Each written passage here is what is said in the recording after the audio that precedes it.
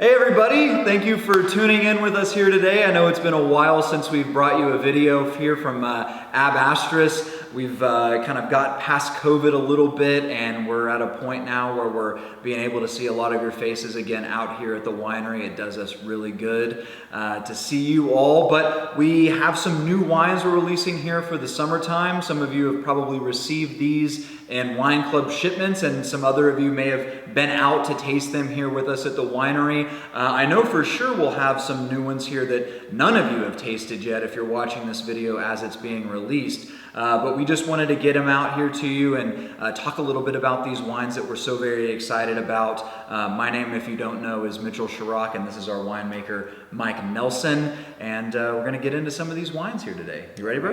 I am ready. Awesome. So the first one here is our new vintage of the Estate Claret Blanche. So this comes from the 2020 harvest. So this is our second vintage making this wine, and Mike's gonna tell you a little bit about it. Indeed, indeed.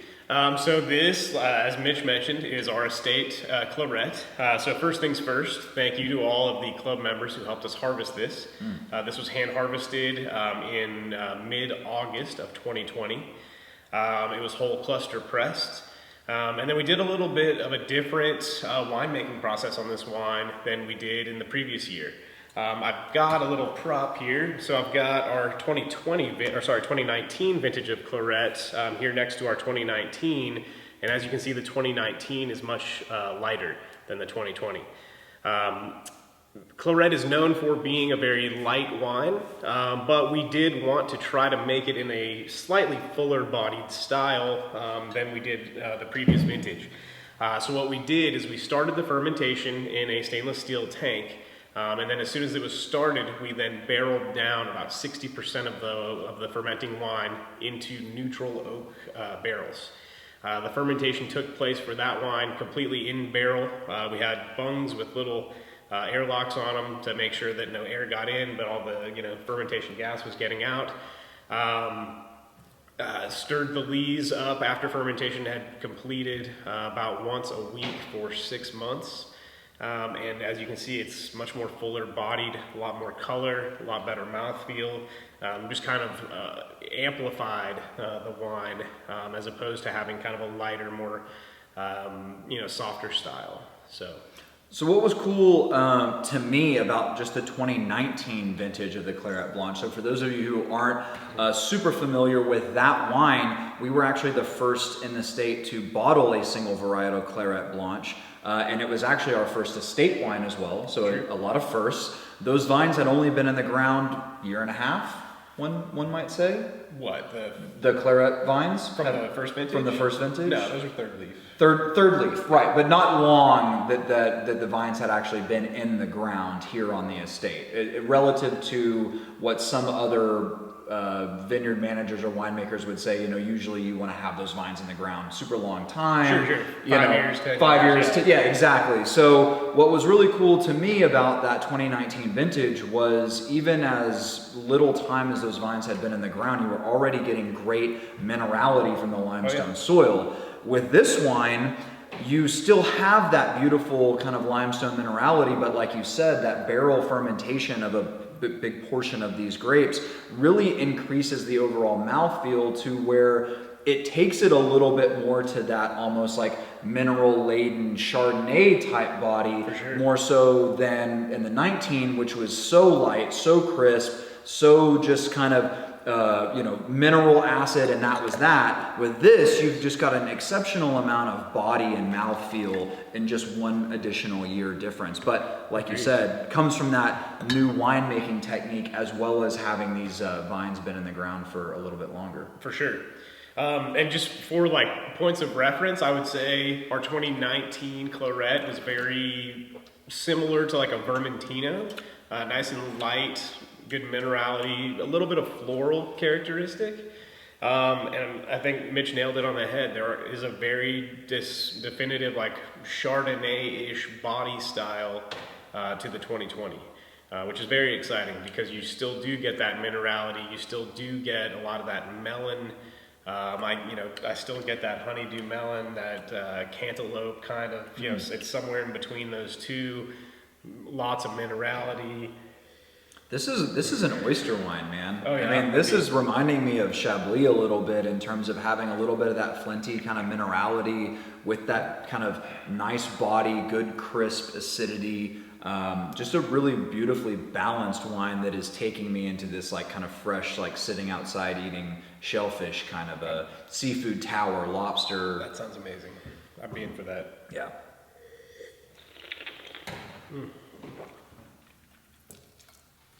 Absolutely, just great acidity, great fruit flavors, not too hot, about 12.8% alcohol, I believe, which is a step up from last year. In kind of furthering the conversation we've had thus far, older vines, you can typically you're going to be able to let the fruit hang a little bit longer. Doing it in barrel, all of those things kind of lend themselves to a bigger wine, just more flavorful, nice and crisp, not like, lots of great flavors going on here. Yeah, but what I love about it is that it will appeal to a Chardonnay drinker, not a like Rombauer, like big butter popcorn Chardonnay drinker, but those who enjoy like unoaked versions of Chardonnay, more Burgundian expressions of Chardonnay. Absolutely. But it also is not. So that's the thing. It's like it'll appease the people who love Chardonnay. But not be, you have those people come in and say, oh, I don't drink Chardonnay, like I hate Chardonnay, and it's like, well, wait a second, like this isn't that rich. You hate it because it tastes like popcorn. Exactly. Yeah. So I think that we've got a really nice kind of multifaceted kind of, will appeal to multiple types of people, white wine there. Agreed.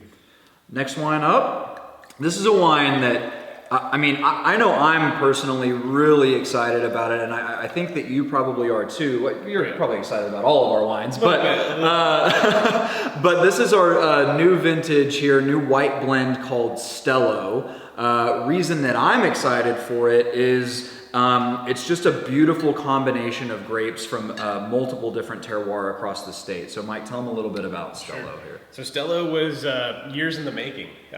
Honestly, when we planted, when we ordered our Claret Blanche vines, and we started tasting different wines that either were 100% Claret or had a decent percentage of Claret in them, we naturally landed in Châteauneuf-du-Pape, where Claret is from, Claret Blanche is from. So we, had a variety of different Châteauneuf-du-Pape style white wine blends, all of which featured Claret, and I, came to realize like this is my favorite style of wine. Yeah. I mean, it's just, it's not completely one-dimensional like we were talking about with your like super buttery Chardonnays. They're complex because they have, 3, 4, or 5, different wine varietals, each of which brings something different to the table. I like to kind of use the analogy of a band versus like a solo performance. Solo performances can be great. There's no doubt about it. Watching a band play is, it's different, and it can be greater, it can be more interesting, there's a lot more going on. So, you got like, 4 components to this blend, like having a lead guitarist, a bass player, a drummer, and a lead singer. Not just, the one guy doing it. So kind of going over the components to this, we've got Roussanne, we've got Claret Blanche, we've got Picpoul Blanc, and we've got Marsanne. All of these wines were fermented in different ways to kind of accentuate the things that they bring to the table. So the Roussanne and the Claret were fermented essentially the same way. The majority of the wines were fermented in neutral oak barrels, and then a minority portion was fermented in stainless steel. So for the Roussanne, it was about 50-50, and the Claret Blanche was about 60-40 fermented in neutral oak barrels. Helped with the mouthfeel, helped with the flavor, helped with the color, kind of a bigger base to start with. So the next one that's in there is Picpoul Blanc. Picpoul Blanc is known for its acidity. It's pretty common to ferment Picpoul Blanc just in straight stainless steel.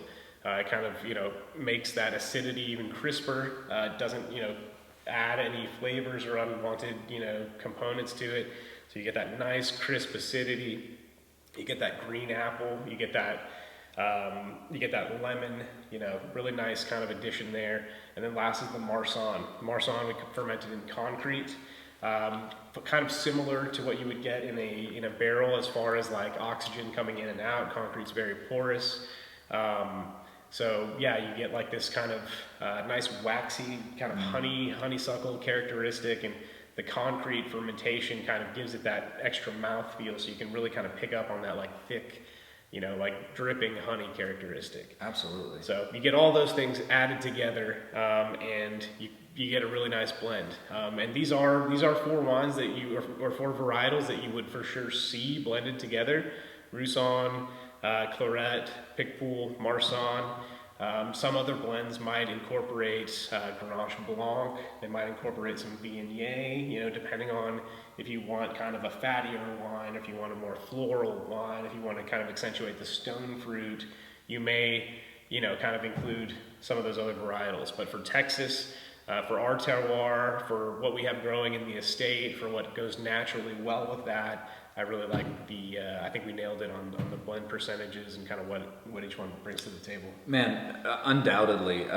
This wine, I remember when you first brought me a kind of,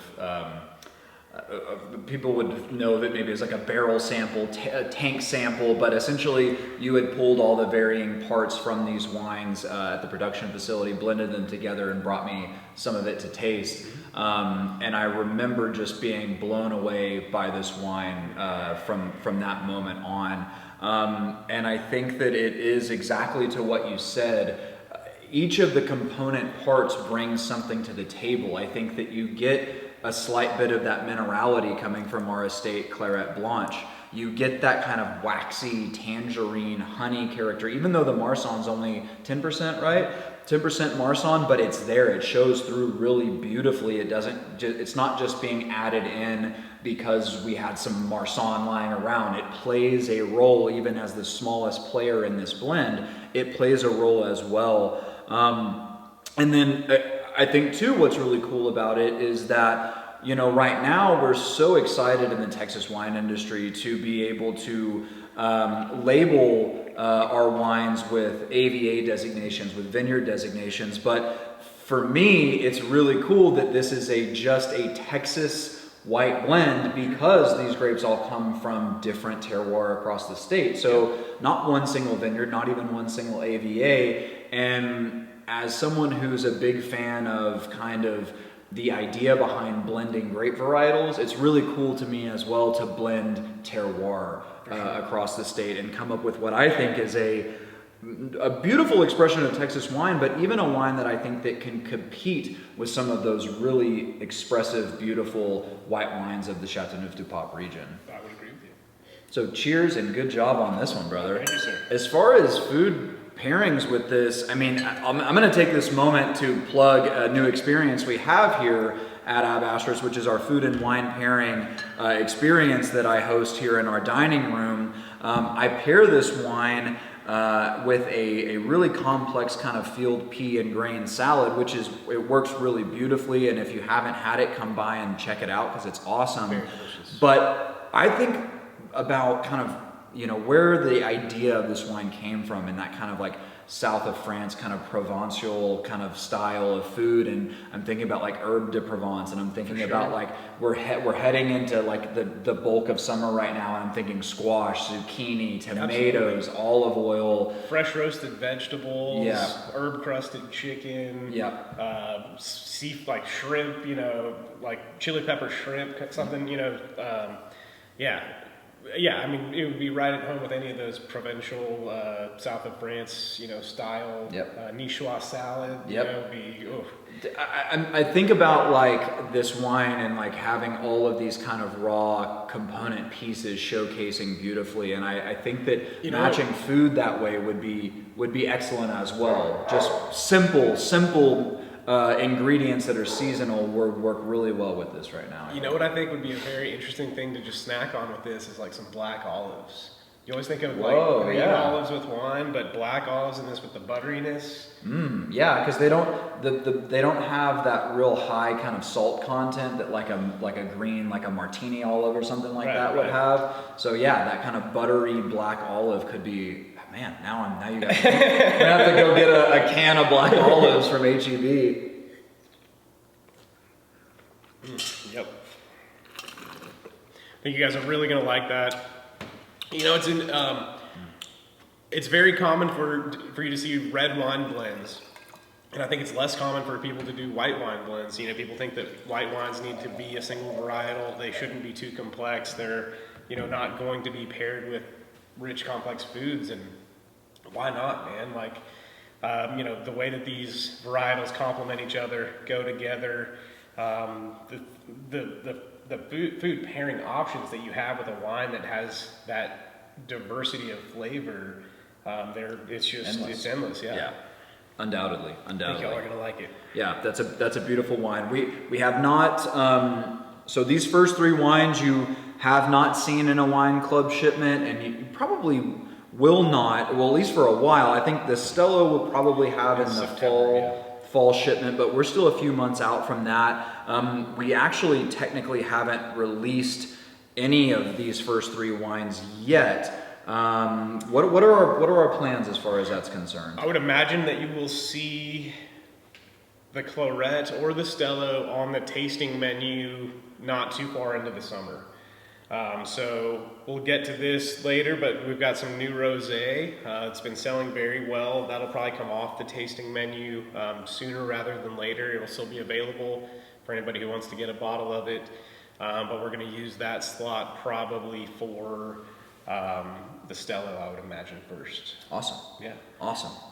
Well, so getting into a new rosé for us, like Mike mentioned, we've got the Aurora that we'll get to next, which a lot of you are probably very familiar with. But this is a new rosé for us. So up until this release, we've had one rosé in the program. Apricus from the 2020 vintage will bring our second rosé to the program, and this is another really exciting wine because it comes from the estate, and it is a very unique rosé. So Mike, tell them a little bit about Apricus. All right, so I like to call this kind of the anti-rosé. It's not a super fruity rosé. It's characterized more by minerality, salinity, savoriness. Oftentimes when we're pouring rosé or people see it on the tasting menu, you know, you've got a ton of people that just love rosé. They want to try it no matter what. A decent percentage of people will just cover their glass. I don't care for rosé. You know, I don't like fruity. It reminds me of White Zinfandel from the 80s. It's going to be sweet. I know it's going to be sweet. I think of some blush wine that they got, you know, by the jug, you know, however long ago, or played slap the bag at the river, and the old Franz just don't want it. And this is the answer to those people. So this is not fruity. Like I said, super minerally, super savory. So we got these grapes all came from the estate, like Mitch said. We hand harvested these grapes on July 24th of 2020. Again, shout out to our awesome club members who helped us harvest these grapes. This is, for all intents and purposes, a field blend. There are three varietals that were picked from the same block, but at the same time, at varying levels of ripeness. It was all picked early for sure because we wanted to kind of rely on the natural acidity as opposed to having to make any adjustments in that regard once we got it back to the winery. So it was picked early. The pH at harvest was about 3.3. So the wine did ultimately go through what's called malolactic conversion, which is just a part of the winemaking process. Some wines go through. It raises the end pH, but also gives like a little bit of a creaminess to the wine. Yep. So it's crisp yet creamy. It is soft but not too fruity. It's a very cool wine. Honestly, if you have this in your glass, if someone just kind of pours it for you and leaves the glass there, it might look like a white wine or even an orange wine. You know, it's not bright pink. It's not neon. It's not. It doesn't look like your classic rosé. It's not even really like salmon, which is another kind of common color. It's almost a lighter salmon, to where you're right. I mean, it looks more to me like an orange wine, or like a really richly colored white wine in the glass, for sure. And this is it's a very unique flavor profile, and I think that you guys are you're gonna love it. Again, kind of going back to what we were talking about with the claret, you really get that minerality that's expressive of the terroir in our estate vineyard. Our vineyard sits on top of a big chunk of limestone. So we've got some sandy loam covering that up, and then it's mostly limestone below that. So all of our estate wines will express some degree of that. It'll be more perceivable in the whites and the rosés, but very cool. And going back to that conversation about terroir, so this is a blend of grape varietals that you wouldn't commonly find anywhere in the world to make, well, really anything with, but rosé especially. So Montepulciano, Petit Syrah, and Tannat. Yeah. But when you blend them all together, you don't drink it and say, oh, this tastes to me like a Tannat rosé, or this tastes to me like a Montepulciano rosé. It tastes so unique, and it doesn't taste of any one grape. It really, I think, is a beautiful showcase of the terroir of this vineyard, with that minerality, with that herbaceous kind of savory character in this rosé, which makes it so much different. When I in my food and wine pairing, I pour the Aurora first, and then I pour this, and the stark contrast in the flavor profile of the two is it really just throws people. Yeah. They say, okay, Aurora, this is a beautiful expression of what I expect with rosé. Right. Classic Texas rosé. Oh, yeah, and then they drink this and they're like, whoa, wait a second. And to be honest, I think it probably is a polarizing rosé for that reason. But for me, it reminds me more of rosés from interesting regions across France, that showcase the terroir of where that rosé comes from, the winemaking styles of that region, that make rosé in a more serious, more food-friendly style than just something that they're looking to put, porch pounder, pool juice in a bottle and sell, 10,000 cases of. Yeah. Well, and as you brought up, like this, we made this wine in a very delicate style. Hand harvested, whole cluster pressed. This is a wine, like you mentioned, Petit Syrah, Tannat, like Montepulciano, those are big varietals. So like, if we didn't do whole cluster pressed, if we had crushed this, destemmed it, gave it 8 hours of skin contact, we would be drinking red wine. Those grapes they can't sit on their skins for very long without imparting a ton of color, a ton of flavor. You would get a certain degree of jamminess. You would have some tannin in there. Working with the subject matter that we had, knowing, these are big grapes, that's another reason why we harvested early, we whole cluster pressed. We did a long, slow fermentation in a stainless steel tank, temperature controlled, kept that sucker mid-60s the whole way through. This took quite a long time to ferment. In fact, it actually got stuck at the end. We had to restart it for the last couple bricks, but just to get it to that super dry state. Dry, crisp, and delicious. Yep. And the first couple wines we talk about, a little bit more like food, as far as the pairing. I think that this would be an excellent, and I don't pair it with that in the food and wine pairing. I actually pair it with tomatoes, because the sweetness from the tomatoes adds that kind of sweet fruitiness to this kind of straight savory rosé. It's such a cool pairing. The bite when it's tomato toast essentially. That's dumbing it down to the that's what it is, degree, man. That's what it is. The tomato, like you said, the tomatoes and the sweetness from the tomatoes with this wine, which is very not sweet. It's just a cool.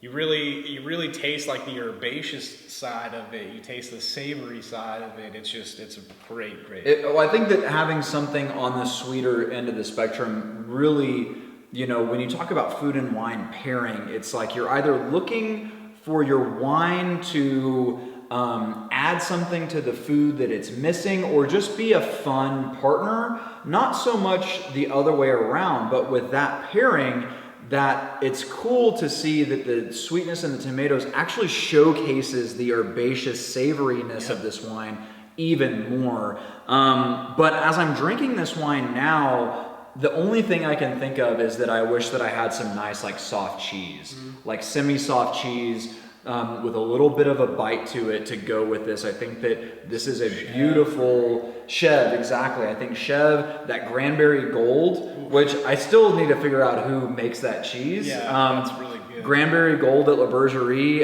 it's a Texas cheese. It's a beautiful semi-soft cheese. I think would be killer with this wine. I wonder if, we have to find out. Yeah, I'll just ask them. Granberry. Somebody who's making cheese in Granberry. And they're doing a good job. Yeah, man, I love. So, like, I mean, just to recap or to kind of emphasize, like, if you feel pressured to like rosé, but you really don't because it reminds you of something different, or you just don't like fruity white wine, this is the rosé for you. I think you'll be very excited about how different it tastes. Just the overall flavor profile is fantastic. It's nice and savory, really minerally. You're gonna really like it. Beautiful wine. All right, cool. Well, we're gonna go ahead and move on to the Aurora Rosé. All right. So, like we were talking about earlier, kind of a more classic Texas rosé in that it is fruity. It is something that you would like to enjoy by the river, by the lake, by the whatever. But, I mean, I would caution that even saying it's a classic Texas rosé, it's a complex Texas rosé. It is a vintage Texas rosé in that it's going to this vintage will taste different than the last or the next. Yep. It's a unique wine. Yeah, I think that I love the nose on that. Yeah, no doubt. I mean, it's a beautiful combination of fruit, but it's also got this beautiful kind of cheese rindy, kind of bloomy cheese, like brie character to it. It's not necessarily like stinky cheese. It's just, it adds this subtle kind of, character to the fruit that makes it more multi-dimensional of a rosé than what you come to expect. So something that I love about the fruit profile on it is that when you look at the fruit spectrum as a sommelier, we talk about kind of trying to categorize fruit. And if you look at a spectrum, we'll just use strawberry for instance. You take strawberry and you say you have these green kind of underripe strawberries that have been picked too early. Then you get into perfectly ripe strawberries, beautiful blend of acid and sugar. Then those overripe strawberries that have been left out on the counter for too long. Just crumbling. Then into jam and then into candied strawberry. So that's one fruit, but you can really look at any fruit on that spectrum. And this rosé, in my opinion, hits every one of the fruits on that spectrum. It's candied on the nose, it's beautiful ripe fruit on the palate, it's strawberry, it's watermelon, it's all of these beautiful combinations of fruit all in one bottle of rosé. No doubt. And like you were saying, like I absolutely get that, because for me, I get that candied strawberry just on the nose. It's for sure candied. It smells like this wine should be sweet. But then you take a sip and it's either ripe or underripe even on the palate. Yeah. And I guess I can qualify the classic Texas rosé because I would say from our rosés and a lot of rosés you might have around the state, you're gonna get similar, whether it's strawberry, whether it's watermelon, whether it's raspberry, whether it's a lot of different red fruits and juicy fruits and refreshing fruits. Those tend to be your mainstays of rosé. Right. But like Mitch was just saying, in this rosé, you kind of run the gamut. Like if you just say strawberry, that's one thing. But like saying the nose is like candied strawberry. On the front end of the palate, it's almost like an underripe strawberry. As it lingers, you get that juicy, jammy strawberry, and then you pick up on whether it's raspberry or cherry. Yep.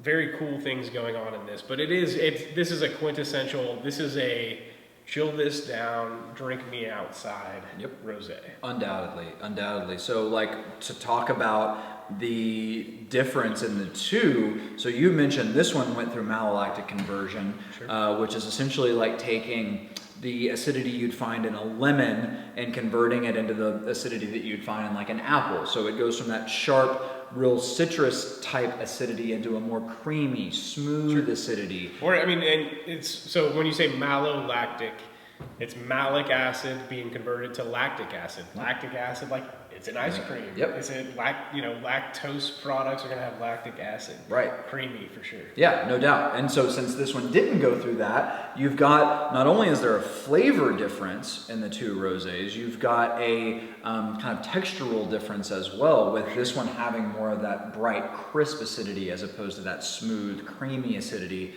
with this wine. So I know that the Montepulciano comes from Pepperjack Vineyard, and funny enough, it makes me think of pepperjack cheese melting over a grilled burger in the backyard in the summertime. And so I think as far as like food pairing this wine, food pairing, experience pairing, season pairing, I can't think of a better wine than this when I'm thinking of getting invited to a friend's house for a backyard poolside barbecue where you need something cold, refreshing, bright, beautiful to drink while you're just hanging out. But then you sit down to the table with that plate of that backyard, grilled burger, beans, coleslaw, potato salad. This is going to pair, I think, wonderfully with that because it's got the body and it's got the fruit, it's got the acidity, all of those things that I think would work so well with all the flavors on that dish and also play the role of refreshing, need something to cool you down in the summertime. For sure. No, dude, I think you're exactly right. I mean, not only would the cuisine pair perfectly, but the experience. I mean, being out, like this is outside weather rosé. I mean, I guess all rosé kind of is, but it would accentuate the spiciness of like a pepper jack cheese. It's complex enough. Like again, just going back to the yes, this is classic Texas rosé, but it's sophisticated Texas rosé. It's not Texas rosé from a producer that's trying to make 20,000 cases of rosé to sell at the top shelf of the grocery store. Right. This is handcrafted. This is small lot production from some really nice vineyards. Mitch just mentioned Pepperjack Vineyards, where the Montepulciano comes from. Shout out to Brett Gorman and the folks up at Pepperjack. But also we've got some Reddy Cinsault. We've got some Vanderlee Mourvèdre. So all up in the high plains. Vanderlee is up in Sudan. Pepperjack and Reddy both in Brownfield, in and around the Lubbock area though, but absolutely Texas High Plains fruit. And it's, it's sophisticated, it's unique, it's something that you're going to want to enjoy and share with your friends, for sure. For sure. Awesome, man. All right. Red time. Love that. Time for reds. And first on the docket, we have our 2017 Cabernet Sauvignon. So, we'll dive right into this guy. And interesting notes about the cab. So, 2017 cab comes from the family vineyard up in Brownfield as well. And we made our 2016 cab from the family vineyard in Brownfield. 2017 is widely regarded as one of the best growing years Texas has ever had. So that kind of translates to this wine, just in the overall makeup and the overall style. The grapes for this wine, again, same vineyard, same varietal, but compared with 2016, these grapes were harvested almost 3 weeks later. Just a better growing season in 2017. No major weather events, hail, tornadoes, freezes, pretty moderate temperatures throughout the growing season. Wasn't too hot, wasn't too cold. Especially in Texas, pretty idyllic conditions in a state where, early season, triple digit temperatures can cause issues, early freezes, hailstorms, tornadoes. I mean, you name it, and we have to deal with it in Texas. And 2017 was a year that was, one for the books. So we got this fruit that hung on the vine a little bit longer, developed some rich, jammy, nice, just fruity flavors. It's a really nice wine. I mean, I think it's a, you know, as good of an indicator of vintage variation as you can find. I mean, we had Cabernet from the family vineyard in 2016 as well, and you and anybody who's come to do my spring menu at the Food and Wine Pairing would know that I was a big fan of the 2016 because it drank very Burgundian in style. It was very light, very red fruit, very floral, and this one is dramatically different. This is a more cabier cab, and we say that all the time here. And if you are a fan of a more stylistically common, I guess, Cabernet, you're gonna love this wine because it has all these beautiful kind of jammy, kind of dark fruit flavors as opposed to those red fruits that the 16 had. But what I like about this wine as a you know, deterrent of Cabernet and those big, bold, you know, 1-2 dimensional styles is it's wrapped in a much lighter package. You can see through it. I mean, it's not all tannin and heavy, like just heavy body. It's beautifully well balanced. There's I would say medium everything, medium tannin, medium acid, medium body, but it packs that Cabernet punch of flavor, those dark fruits, the oak. I know that this spent some time in oak. We talk about the color deriving from that oxidation. Yep, this wine spent about 32 months in neutral oak barrels, a combination of American and neutral oak barrels. But 32 months is a long time to be in oak. Exactly. But you would think you would typically equate that to, okay, this wine is going to smell and taste like wet wood, like oftentimes you find with really heavily. Exactly. Yeah. But because a lot of that was neutral and you guys did it with the you know, you said, okay, this is the kind of fruit that can take this. It's not all cedar, wet cedar kind of in your face. It's just really well balanced and weaved into the overall kind of flavor palette of this wine. Yeah, and I get, you know, in addition to red fruit, there is, for me at least, some blue or purple fruit, like some, I don't know if it's blackberry or blueberry, but there's something. The old blue raspberry? Yeah. I mean, one of those, it's just not all red for me, which again is like, and I think that, you know, if you're talking about kind of like takeaways, bullet points from this wine, like the typicity, the fact that like this is a Cabernet, and like you can tell that, you know, a discriminating palate could bring this to a blind tasting, and a discriminating palate would be like, I think that's Cabernet. Sure. The color would throw them. The color would throw them. If it was a true blind where you're actually blindfolded, it's not just the ball coming. Then I think dead ringer for Cab for sure. But yeah, I love that you take a sip of this wine and it's packed with flavor, but it doesn't weigh you down. It's not heavy on you, which is what I love about really Texas wines in general, is even the big, bold grape varietals are never so heavy and extracted that you feel like you can only drink them during the 2-week period in which you're frozen solid in your house. Only with beef stew. Yeah, right? Yeah. So speaking of, I think, you know, kind of along those lines though, is a little heartier because this has heartier flavors and it has those fruit flavors. I think that a mole would be so freaking good with this. You've got spice, you've got fruit, you've got boldness without heaviness, and I think that all those things would work well as a beautiful pairing for any kind of flavorful sauce-based dish like mole, like a darker curry, like a lamb vindaloo, like anything along those lines. Even something like if you're going to do like a grilled, you know, some grilled meats that have really beautifully like seared caramelized fats on them. Like I think that all of those things would work so beautifully with this wine. Nice.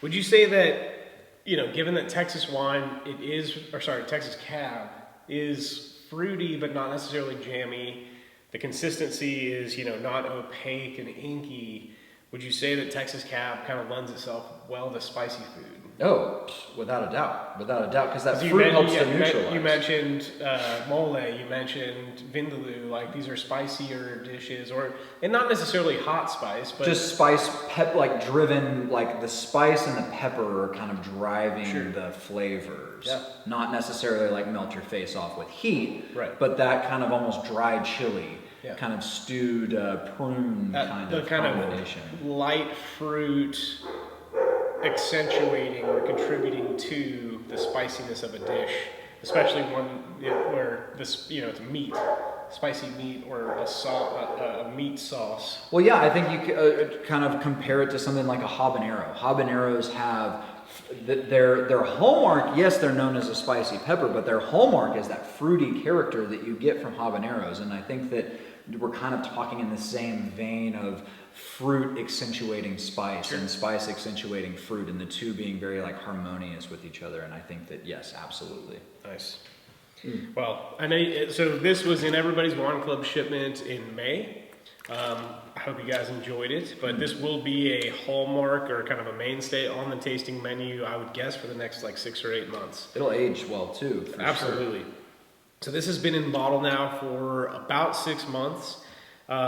It's tasting great. I hope you guys enjoyed it if you opened it when it got shipped to you in your wine club shipment. If not, feel free to lay it down for as long as you want. But if you want to give it a try and then come back and see how it's doing a few weeks later, a few months later, like I said, this will be on the tasting menu for a while. So absolutely, try the one that we sent you for your wine club. And then if you want to stock up and age some, we got it. We got it. Alrighty, guys. Sag. Next up, we got our Sagrantino. So, kind of an exciting varietal here for a number of different reasons. So, I would say every year we do a wine that we either haven't done before or don't plan on doing again. So, take for example 2016, our Newsom Merlot. We hadn't done it before, and the fact that we did it was like, oh my God, this Merlot is incredible. I want to do this now year over year. Yeah. 2017, Sagrantino was that kind of experimental varietal. 2017 Sag we got from Nara Vineyards. I'm trying to remember, I think we got 7 tons of it. That sounds about right. The first portion of it we used for the Montefalco blend. Right. So Montefalco is a blend of Montepulciano, Sagrantino, and Petit Verdot. And then we kind of aged the rest of the Sagrantino for another 10 months and then bottled that for this single varietal vintage. What American oak again? American oak again, yeah. Neutral and American oak. Right. So one of the things I loved about the Montefalco was the fact that the Sagrantino gave it like a nice earthy characteristic.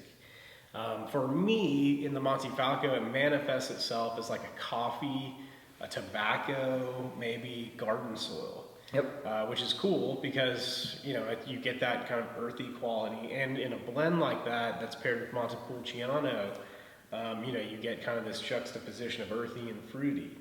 But when you just get this Sag on its own, you really see the fruit that Sagrantino has to offer in addition to those earthy qualities. I get this nice kind of brambly cherry.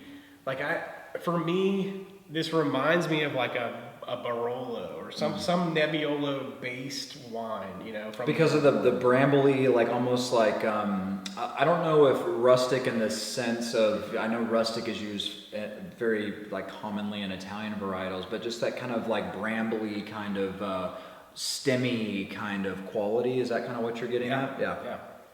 And as you know, Sagrantino is a very big varietal.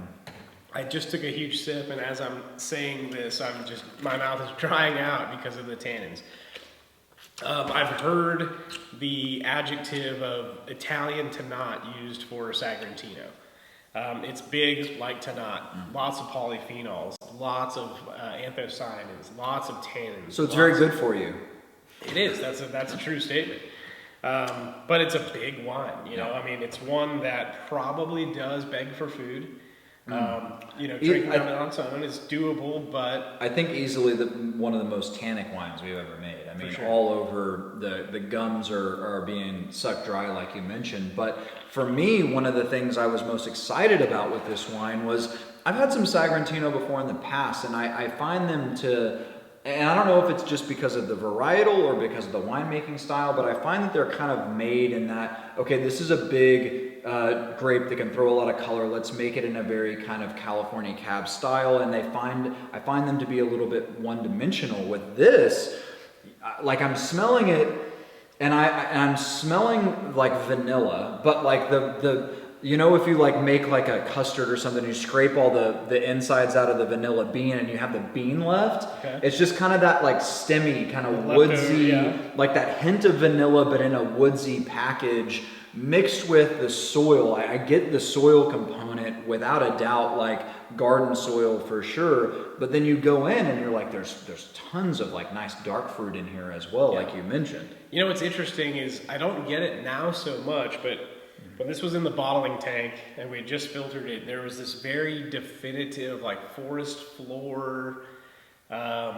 We joked in the cellar, it was like somewhere between forest floor and mushroom, and also like just your grandma's like antique furniture, like a dusty tiki. Well, I think we're talking about the same stuff. We're talking about a wood component. We're talking about soil, forest floor, maybe like a fallen tree in the woods that's kind of like decaying, and you have that slight kind of wet wood character without it being cedar. It's more of a. It's like almost mossy. Yeah, Like not. The wood part's not, but like it's like an oak tree, a fallen oak tree covered in moss on a wet morning. Yeah, and somebody spilled their vanilla creme brulee next to it, and there's some fresh blackberries growing. Yeah. Who dropped all these cherries here? Right? What is this magical forest I'm walking in? Forest. But But I think that stuff is coming out the more we talk about it. I mean, this is a more complex wine now, I think, than it was when we first opened this. I think that this is a wine that's going to continue. I think that this wine could age like a Bordeaux. Like, you get some of these like 10, 15-year-old Bordeauxs that when you maybe drank them when they were young, maybe 2-3 years old, they were very fruit driven and a little bit muted, and then the more that it's aged, it's like this bag of mushrooms is like starting to come out, and I have this feeling that that's what's going to happen with this wine. Well, and especially because it's a bigger wine. If this was a Pinot or a Cinsault or a you name the lighter varietal, like it's like but drink it now or in the next 24 months. Mm-hmm. That's when it's going to be at its prime. This wine, it's big, it is complex. There's the tannins and the acid are in such balance, and there's so much of them. This wine will age comfortably for 5 years and another 10 on top of it. But 5 years from now, this wine will be absolutely singing. Yeah, I'm really excited. It's not right now. No, it's drinking very savage and very raw right now. Like it's very sauvage.